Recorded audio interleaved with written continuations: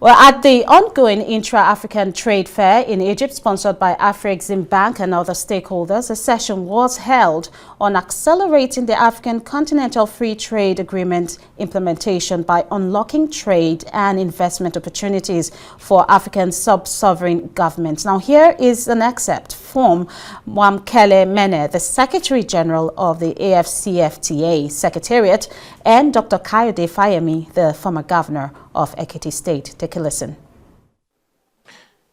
May I reflect on why this is important, why we should engage at state level or provincial level or local government level, from the perspective of the African Continental Free Trade Area. It is, of course, as you know, negotiated at federal level or national level by ministries of trade, in some countries, ministries of foreign affairs. But really the beneficiaries are at the level of sub-sovereign, which is what we are discussing today, and it is what we discussed last year in Abuja. And so I'm most grateful for UCLG and Afreximbank for convening us.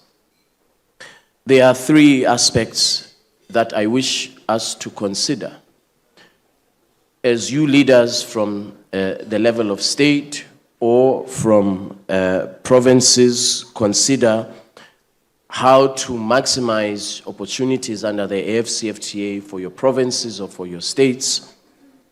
I would make an example of special economic zones, which are at the level either of local government, provincial government, or state government. Special economic zones over the last 15 years have created over 35,000 jobs at local or provincial or state level. Over $70 million has been invested by governments in ensuring that special economic zones become viable and competitive. And special economic zones, of course, or industrial parks, contribute to industrialization, to innovation, and to competitiveness. And in recognition of this critical importance of special economic zones, what the AFCFTA has done and what ministers of trade have done is to give special recognition to goods produced in special economic zones.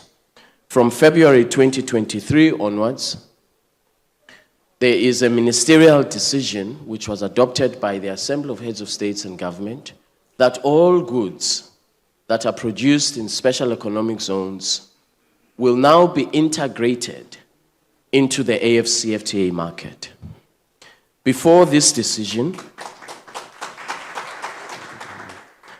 as you know, before this decision, goods produced or even services produced in special economic zones were subject to a tax.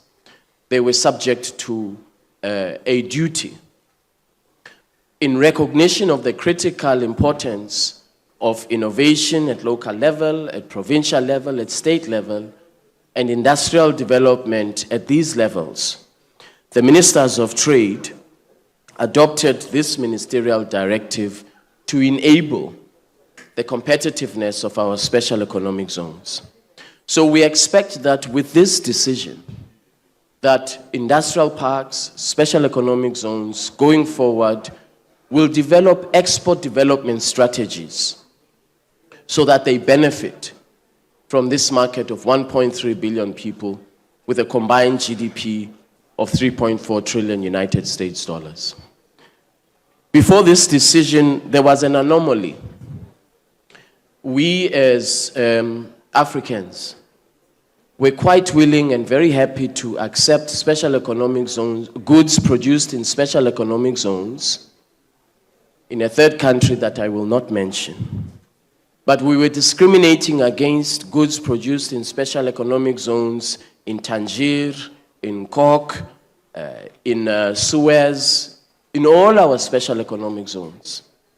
We were treating these goods as if they were goods produced in other countries, when in fact they were goods produced on African soil. So this decision of the ministers has corrected this anomaly and is enabling the competitiveness of our states, of our provinces, to contribute and to benefit to this market of 1.3 billion people. So I'm most grateful to the Ministers of Trade for this recognition, and of course the Assembly of Heads of States and Government for adopting that recommendation to ensure that all of our goods produced in special economic zones are integrated into the AFCFTA market.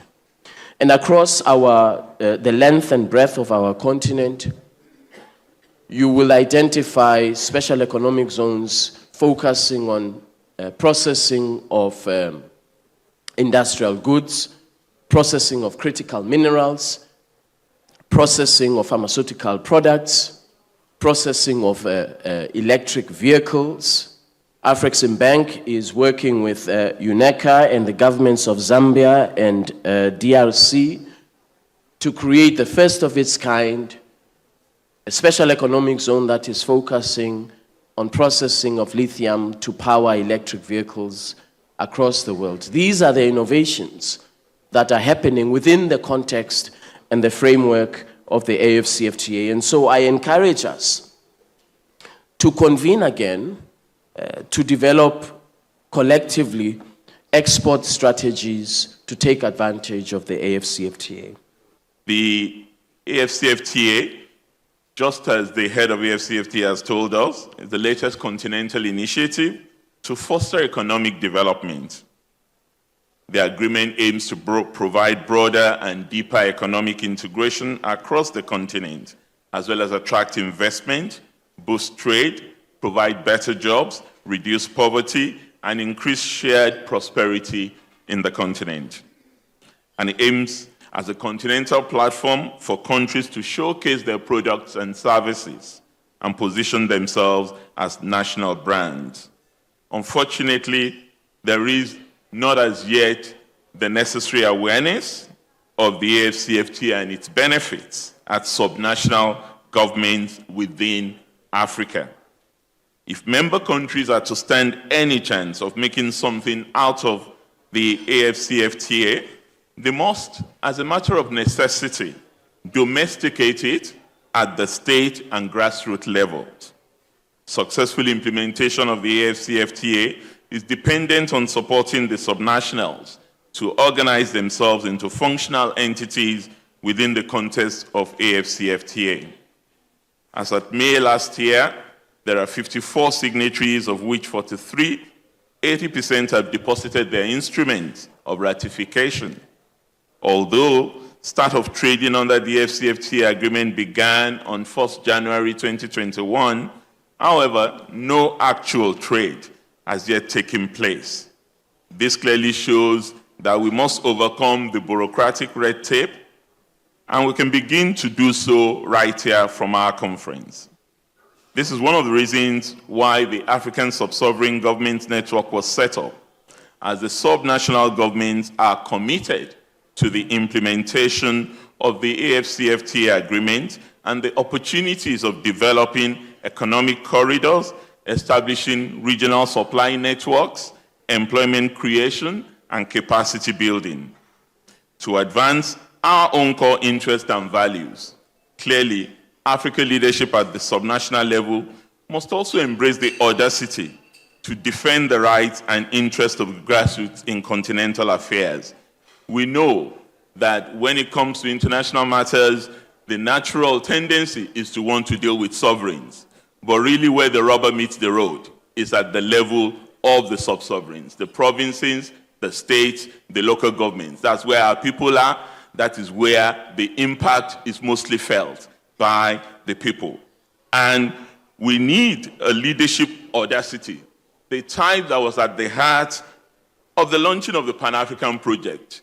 The first speaker took us on a historic journey back to the days of the Kwame Nkrumah, the Julius Nyerere, the Hamadu Ahijos, and co. And that's what informed the Pan-African project at the beginning. That same audacity served Africa well in the March to Independence and decolonization project. And as the world is being remade to reflect shifts in the balance of power, that old audacity must be rediscovered and redeployed to maximum effect and for maximum benefit. Out of the turbulence of the moment, and there's a lot of turbulence around the world, whether we're talking Middle East or we're talking Ukraine, the path for continental rebirth must be cleared, and a conscious effort must be made to extend the rebirth to our sovereign space. The opportunities are there in large measure, and we've already heard of it. 25% of the world population will come from this continent by 2050. The median age in the world is lowest in our continent. 19 in Africa, 28 in India, 38 in China. So when you're talking about the working population in the next 30 years, it's going to be largely dominated by the African youth as the working population. So we will take our stand, we'll do our bit to ensure that we focus on education, on infrastructure at the subnational level, and on providing healthcare so that we get that population ready for the task ahead. And I'm glad that Afreximbank is standing up to that cause by all of what Madam Awani has highlighted. And this we also stand ready to do, collaborating with Afreximbank, with the African Union, and with the AFCTA Secretariat. We will promote policies that remove trade barriers and create the enabling environment that will attract long-term financing and institutional partnerships and work with our sovereigns. It's not an either-or. We're not saying work with sub-sovereign and don't work with sovereign. It's partnership with our sovereigns in our various countries to tackle the twin problems of poverty and inequality, which is at the root of the many other discontents that have fed and fueled anger in many of our countries.